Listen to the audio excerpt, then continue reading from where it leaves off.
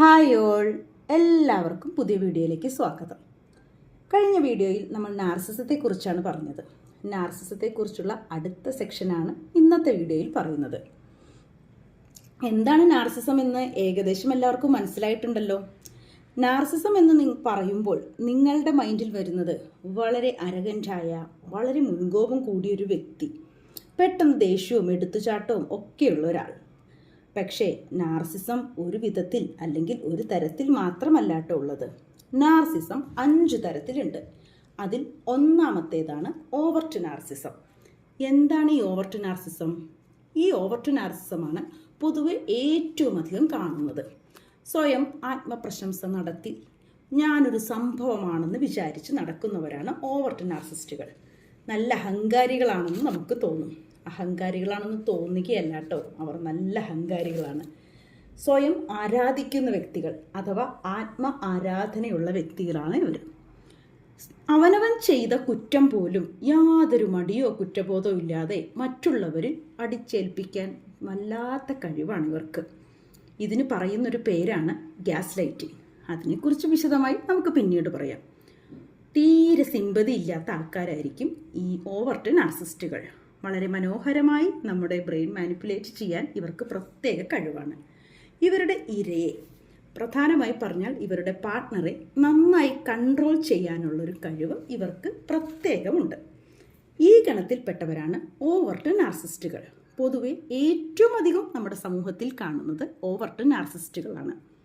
അടുത്തതായി പറയുന്നതാണ് covert narcissism എന്ന് വെച്ചാൽ വൾണറബിൾ നാർസിസ്റ്റുകൾ. ഇവരെ തിരിച്ചറിയാൻ കുറച്ച് ബുദ്ധിമുട്ടാണ്. പുറത്തുനിന്ന് നോക്കിയാൽ വളരെ സിമ്പിൾ, ഹമ്പിളായിട്ടുള്ള വ്യക്തികളാണെന്ന് തോന്നും.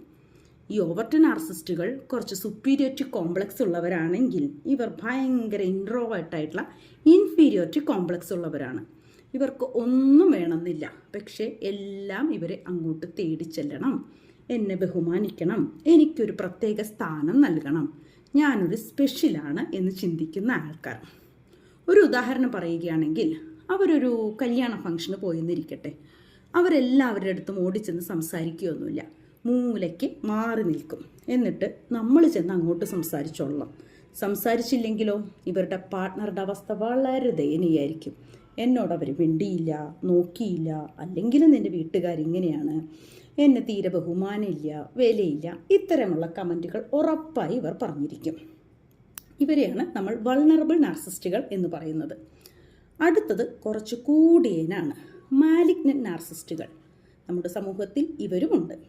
വളരെ വളരെ വളരെ സൈക്കോ ക്രിമിനൽസ് ആയിട്ടുള്ള മൈൻഡ് കപ്പാസിറ്റി ഉള്ളവരാണിവർ. ഉദാഹരണത്തിന് ഗോവിന്ദച്ചാമിയെ പോലെ എന്ത് ക്രിമിനൽസും ചെയ്തിട്ട് യാതൊരു കുറ്റബോധം തൊട്ടു തീണ്ടാത്ത ആൾക്കാരാണ് മാലിഗ്നന്റ് നാർസിസ്റ്റുകൾ. 4ാമത്തെ വിഭാഗത്തിൽ പെടുന്നത് കമ്മ്യൂണൽ നാർസിസ്റ്റ്.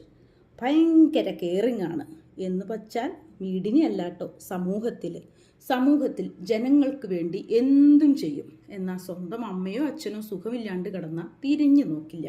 കാരണം എന്താ, അവരെ നോക്കിക്കഴിഞ്ഞാൽ അതിന് പ്രത്യേകിച്ച് ബഹുമതിയോ സ്ഥാനമോ ഒന്നും കിട്ടാനില്ലല്ലോ.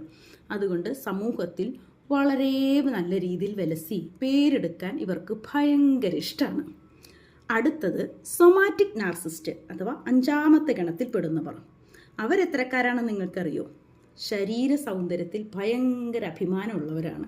ചുമ്മാ അഭിമാനിക്കുകയല്ല, സ്വന്തം നഗ്നത മറ്റുള്ളവർക്ക് കാണിച്ചു കൊടുക്കാൻ വളരെ ഇഷ്ടമുള്ളവർ.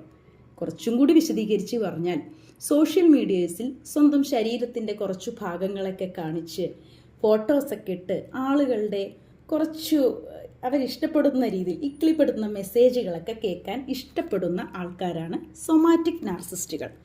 ഇപ്പോൾ ഏകദേശം നാർസിസ്റ്റുകൾ എത്ര വിധത്തിലുണ്ടെന്ന് മനസ്സിലായല്ലോ. അടുത്ത ക്ലാസ്സിൽ നാർസിസ്റ്റുകളെ എങ്ങനെ ഡീല് ചെയ്യണമെന്ന് നമുക്ക് പഠിക്കാം. Okay, thank you.